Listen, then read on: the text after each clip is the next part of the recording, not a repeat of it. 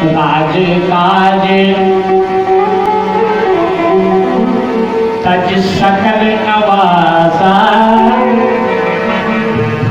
राज काज तज सकल नवासा, आए की है गंगा तट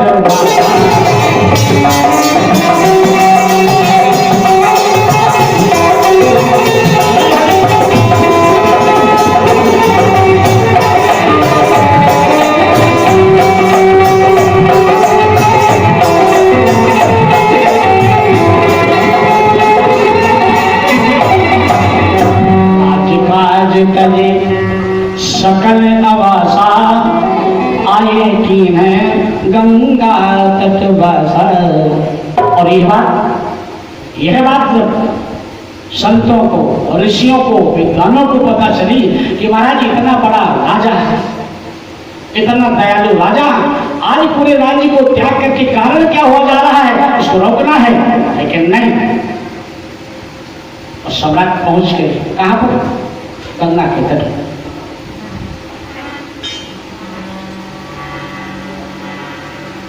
और गंगा के तट पर पहुंच करके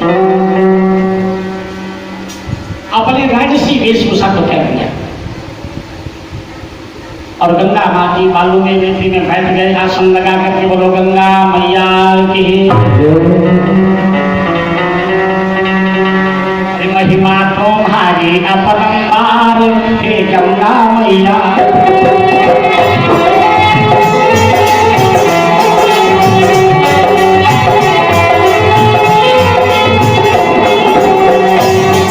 तुम्हारी अपरंपार, हे गंगा मैया।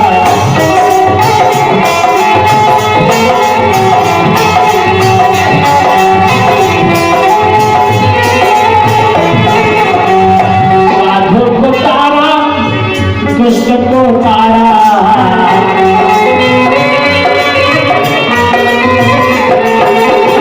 पापिन का करनी हो उद्धार, हे गंगा।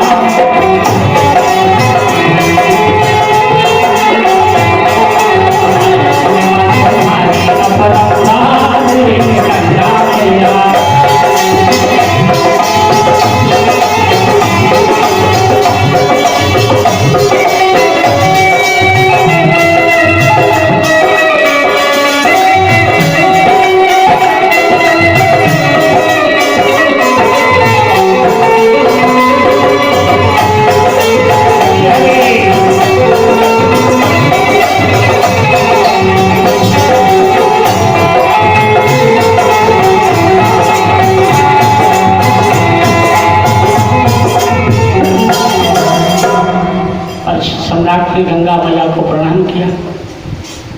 गंगा को दर्शन मात्र से फल प्राप्त होता है और गंगा, गाय, गायत्री, तुलसी, यही हमको आपको मानव जीवन को उद्धार करने का साधन संसार में प्राप्त हुआ है।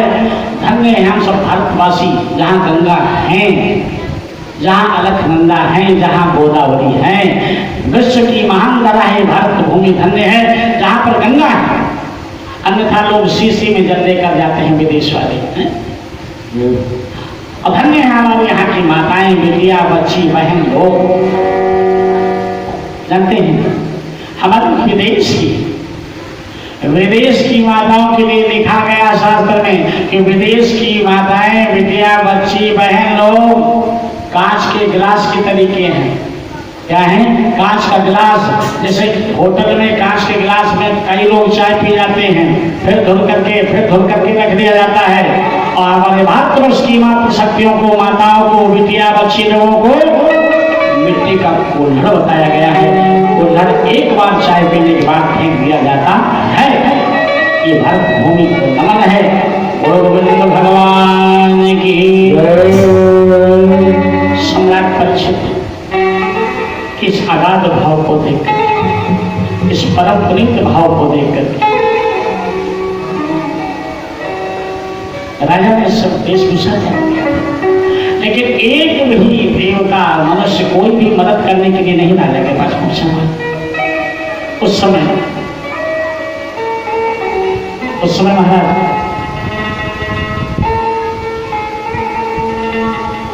सम्राट परीक्षित के भाव को देख करके, भगवान के प्रति प्रेम देख करके व्यास जी ने आज विचार किया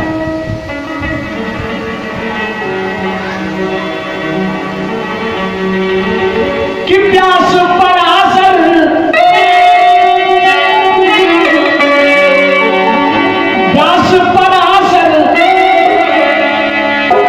सकल अवासा आय कीन गंगा तट बसा।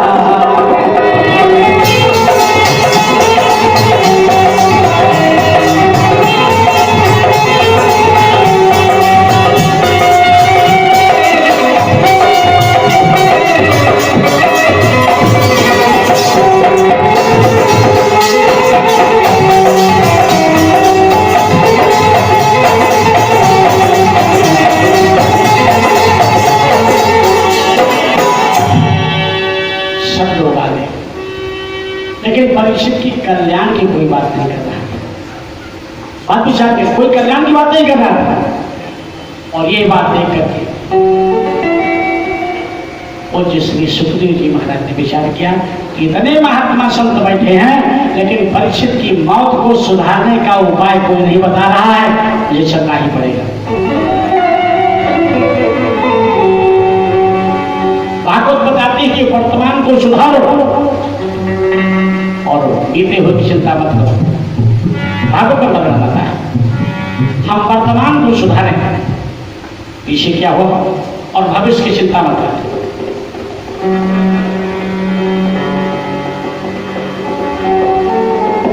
परीक्षित सम्राट ने अपना पीछे को भुला करके और भविष्य की चिंता न करते हुए तभी तो अपने राज्य को त्याग दिया था। और क्या होता है गंगा के किनारे, जिस राजा परीक्षित की सभा में गंगा के तट पर व्यास इत्यादि महान महान ऋषि संत, सारे वन पर्वत नदियां सागर तालाब सब इकट्ठा है।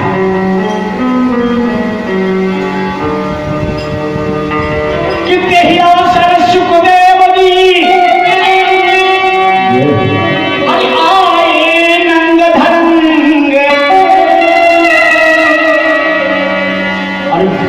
धूल उड़ावत बाल बहु दामक लय रज अंग।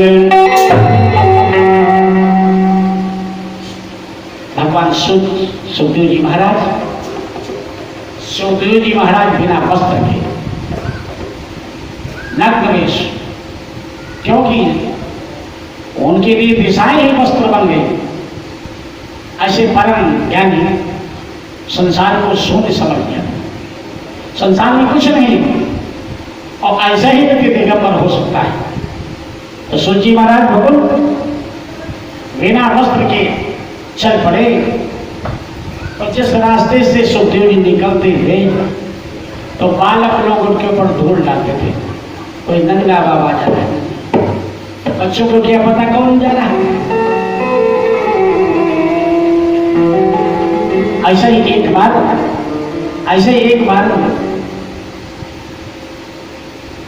और रहीम जी भी ला रहे थे, रहीमदास जी जो कि सूफी संत थे और गोस्वामी तुलसीदास जी के समकालीन संतों में से थे।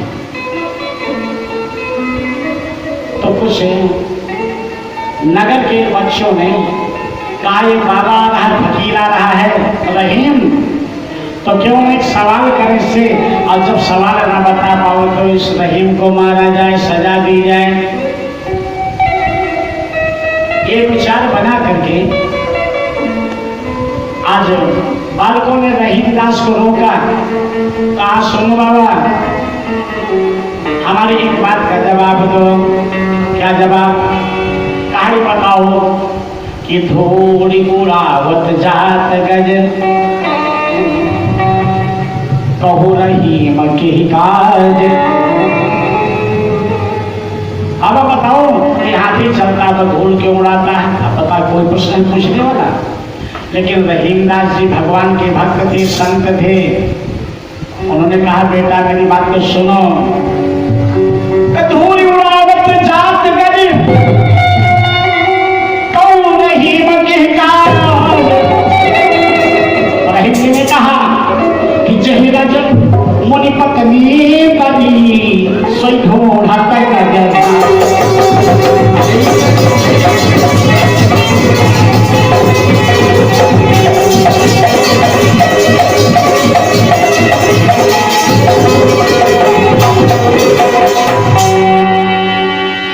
कहा बेटा जिस रज के द्वारा, जिस धूल के द्वारा देवी अहिल्या का उद्धार हुआ था भगवान के चरणों की धूल, वो हाथी धूल ढूंढ रहा ना कि धूल अपने ऊपर डाल रहा है।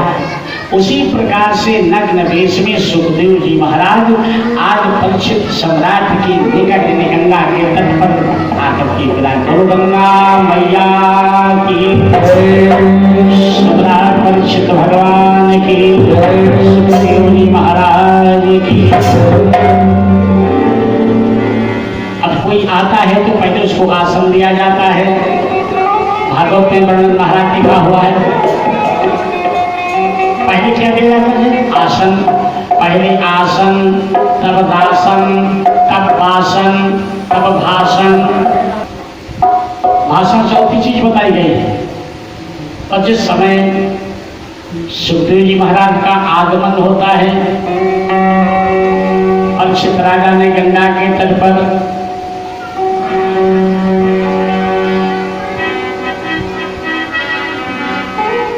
आसन दीन,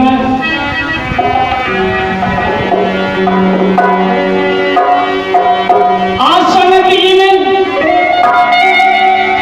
अरे भूप सम्मान। जैसे देखा सुखदेव जी महाराज को राजा परीक्षित ने प्रणाम किया, आगे पड़ा चले गए, पृथ्वी पर गिर पड़ा डंडे की भांति। आसन दीन और भूप सम्मान, अपन जन्म सफल तब।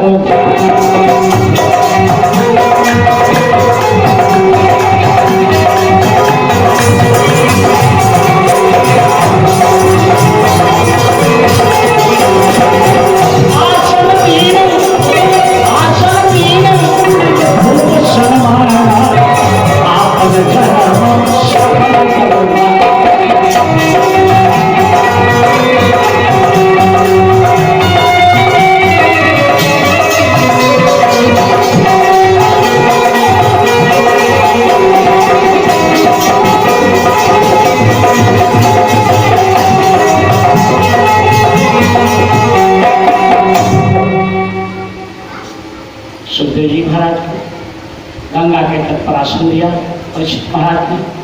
सभी ऋषियों ने, संतों ने, विद्वानों ने सुखदेव जी का सम्मान किया।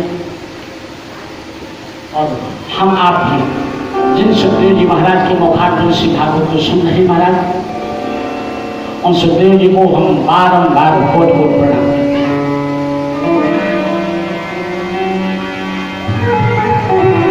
लिखा है महाराज, भागवत में वर्णन आता है कि अस कही कहा भागवत लागी।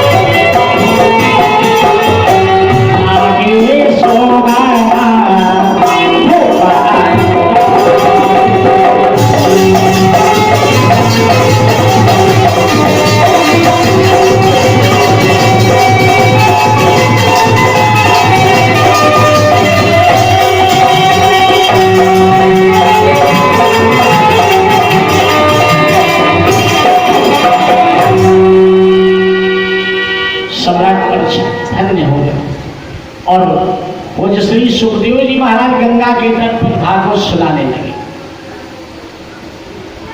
क्योंकि भागवत में लिखा गया है महाराज, अगर हम अपने हृदय में काल को याद रखेंगे, काल आएगा हमको वह ले जाएगा।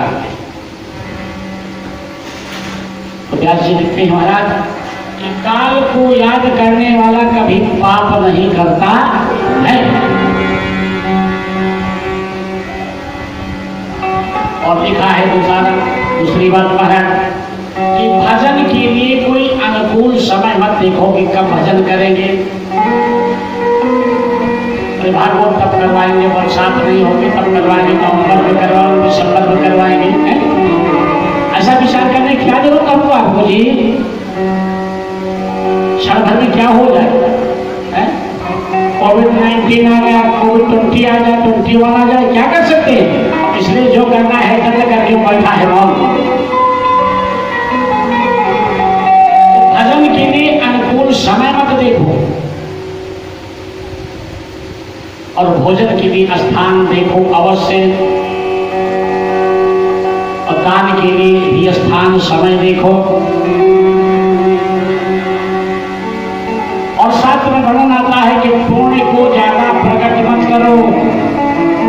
ऐसा नहीं कि आप वहां चल कर आए 10 रुपये चढ़ा करके बताया जा करके वहां भागवत हो रही है, हनुमान जी की स्थापना है, मैंने 10 रुपया चढ़ा दिया, गए थे चढ़ा दिया। तो शास्त्र में वर्णन लिखा है महाराज कि दान को गुप्त रखो, पुण्य को प्रकट मत करो। हमने कितना पुण्य किया है, बोलो गोविंद भगवान की जय।